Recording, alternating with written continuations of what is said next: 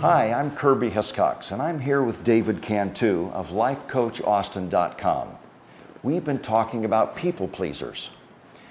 David, how does a person become a people pleaser? That's an interesting question, Kirby. I think it's really simple. People pleasing is trying to make other people happy. And I think one of the things that we miss in this idea of making other people happy is that we're actually trying to make ourselves happy by making other people happy. So it seems like we're focused on the other person, but we're actually focused on ourselves. Interesting. Very interesting. How can we take that focus off of ourselves and begin to stop being a people pleaser and really begin to communicate effectively? You know, it's interesting that you said, how can we take the focus off of ourselves? Because I would say that it would be important to do the opposite.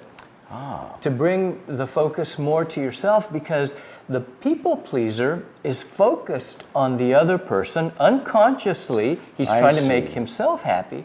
But if a person would actually turn around and begin and ask themselves, you know, what do I want? What's important to me? What kind of life do I want to live? Because the people pleaser doesn't think about that, Kirby. The people pleaser is really intent on, well, what can I do to make you happy? But if that person would turn it around and say, what makes me happy? What truly makes me happy? What helps me get up in the morning? That's a difficult question for a people pleaser. People pleasers often feel unappreciated,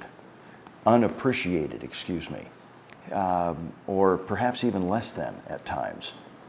Tell us how that might affect their communication and their relationship style. Again, what you're saying is absolutely right, Kirby. Real often, people pleasers have this attitude, well, what about me? So much of the focus is on you in a relationship, but when is it my turn? Well, again, the reason for that is because the people pleaser has been focused on the other person. And so unconsciously, what the people pleaser is doing is trying to appreciate the other person. And so as a result of changing that focus from oneself to the other person, then the people pleaser doesn't appreciate himself or herself. And so in order to begin to experience appreciation from others, the people pleaser needs to say, what do I like about myself? That's where I think it all begins, Kirby. And that's where we have talked about self-respect, self-love, self-appreciation. That's right. That's right. And it's such a difficult thing for a person who has been focused outwardly to shift that focus to respecting oneself. Do you have tools or ideas about how someone can actually begin that shift?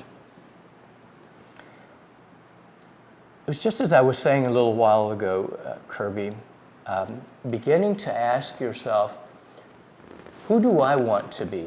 What kind of goals would I like to achieve for myself? What kind of life do I want for myself?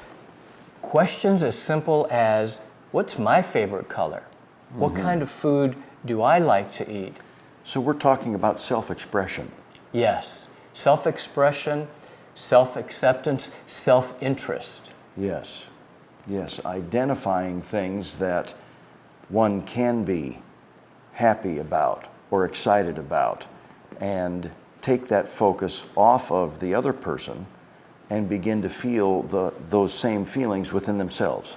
And on the surface, this sounds so selfish because we live in a society that says, love others, give to others, and that's a great idea. But for the people pleaser, that person has been living their life like that for years and years, as opposed to actually asking themselves, what can I do for myself? Thank you, David. Being focused on what they can do for themselves is a very important topic.